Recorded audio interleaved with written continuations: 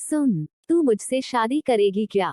रोहित ने आज अचानक ये सवाल किया तो रुचि ने भी बिना सोचे समझे अचानक जवाब दिया, कुछ भी मत बोला कर। पहली बात तो मुझे शादी नहीं करनी और तुझसे तो कभी ना करूं। पागल सा, प्रोजेक्ट के काम से आया है ना, जल्दी निपटा और चलता बन। मुझे पाला जाना है। रोहित ने भी पलटकर जवाब दिया, सोच ले फिर मैंने किसी और से शादी कर ली तो रोती रहेगी। और पाला जाके क्या हो जाएगा, दिखेगी तो तब भी चुड़ैल ही ना। काम तुझसे नहीं है, वैसे भी अमन भैया से है, तू जा, तुझे पकड़ के रखा है क्या? यार जा ना, तू काम कर और चला जा। और आज क्या अचानक ये शादी? एक तो तुझसे बनती नहीं मेरी और हर बात का उल्टा जवाब देता है। शादी करनी ही होगी तो किसी ऐसे समझदार से लड़के से करूंगी जो मुझे। बस बस जमीन पर आ जा, रोहित ने रुचि के बाल खींचते हुए कहा।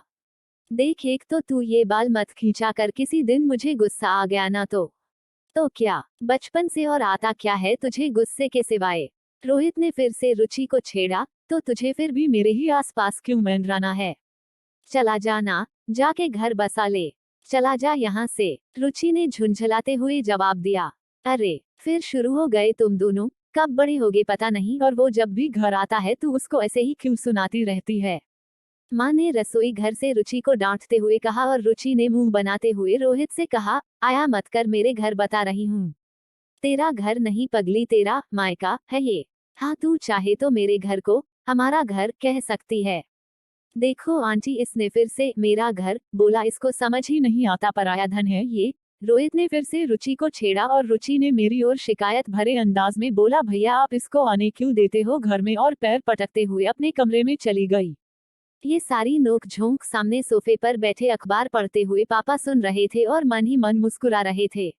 रुचि के जाते ही रोहित ने पापा से हंसते हुए कहा, लो अंकल, फिर से चली गई ये नकचड़ी, और पापा भी उसकी बात पर जोर से हंस पड़े। चलो रोहित, अंदर कमरे में बैठकर बाकी के डिस्कशंस करते हैं, मैंने प्रोजेक्ट का बहाना बनाते हुए रोहित से कहा। और काम खत्म होते होते उससे पूछ ही लिया कि आज अचानक गुड़िया से ये सवाल क्यों? घर में सब ठीक है ना? अंकल आंटी, भैया भाभी, सोनी, सब ठीक ही है भैया। रोहित ने थोड़ा परेशान होकर बताना शुरू किया।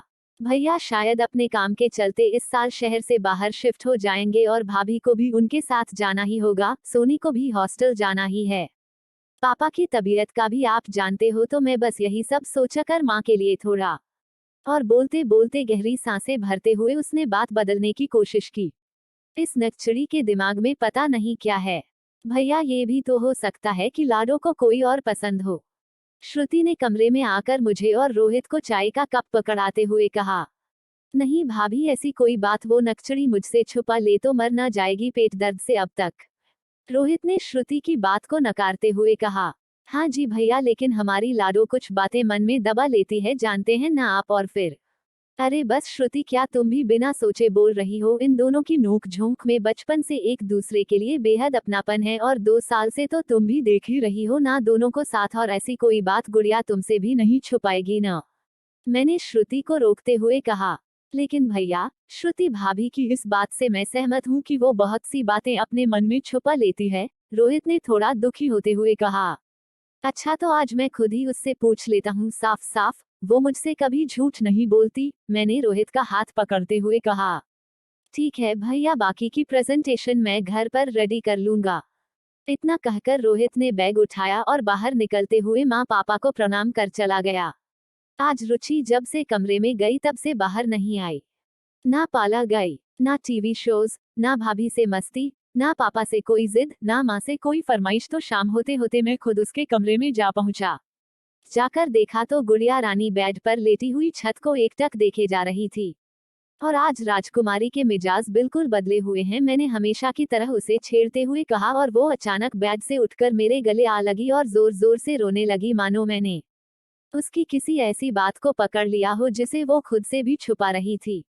और ऐसा आज 26 साल में पहली बार हुआ था। रोते रोते बोली, भैया देखो ना, इस अड़ियल रोहित को कहता है उसके घर को अपना घर बोलूं। क्यों बोलूं भला? मेरा घर ये है और हमेशा यही रहेगा। शादी के बाद भी मैं इसे ही अपना घर कहूंगी। हाँ गुड़िया, ये ही तेरा घर है और रहेगा, और इसी बात पर मैंने मौका देखते ही पूछ लिया, शादी तो करनी है ना तुझे उससे?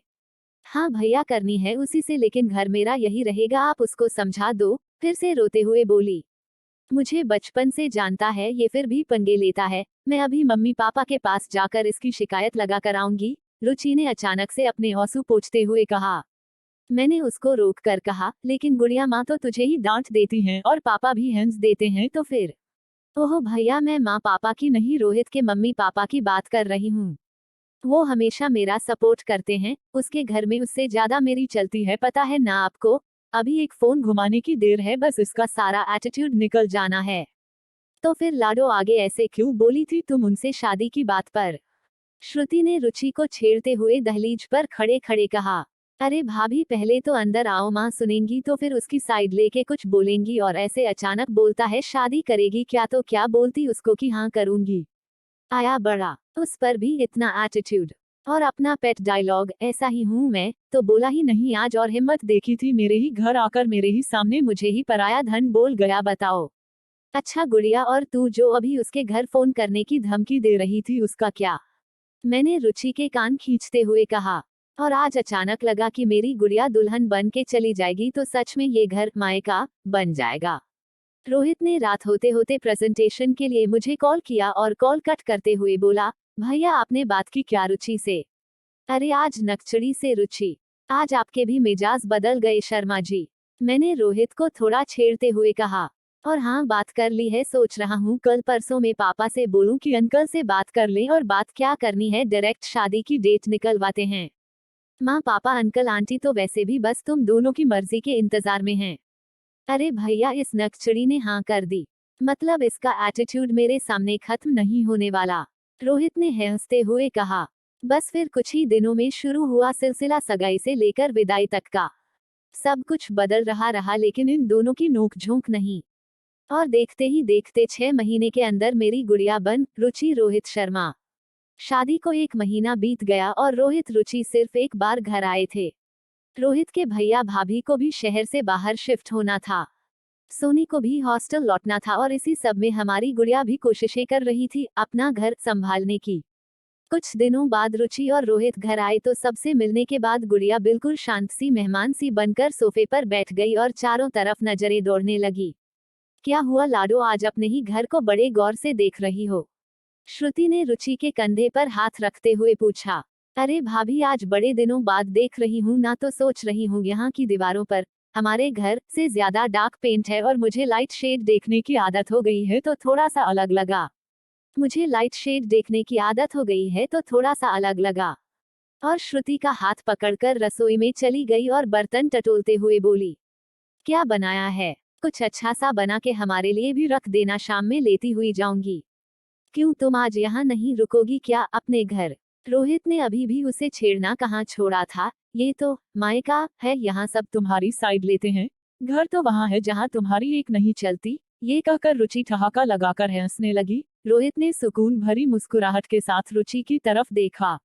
मैं, श्रुति, माँ पापा उन दोनों को खुश देखकर एक दूसरे को देख मुस्कुराई और मायके आई हुई बहू से मैंने रिपोर्टर बनते हुए पूछा, तो रुचि जी कैसा महसूस कर रही हैं आप अपने घर में? बस मेरा इतना पूछना और गुड़िया शुरू हो गई। भैया आपको पता है, बचपन से लेकर शादी होने तक हमारा घर, मुझे बस ऐसे लगता था कि बस एक दोस्त का ही तो घर है। वैसे तो मम्मी पापा हमेशा से इस रोहित से ज्यादा मुझे प्यार करते आए हैं, लेकिन अब तू ये नाम लेना कब छोड़ेगी? उनका पति है वो अब तेरे। कभी अपनी भाभी को सुना है ऐसे नाम लेते हुए? माँ ने रुचि को बीच में टोकते हुए कहा। ओहो माँ, ये मेरे पति परमेश्वर और आपके पूज्य दामाद जी की हमारे घर में एक नहीं चलती, इनको आप लोग ही बिठा के रखो 7वें आसमान पर। रुचि ने रोहित की ओर मुंह बनाते हुए कहा, और हम सब ये सुनकर जोर से हंस पड़े।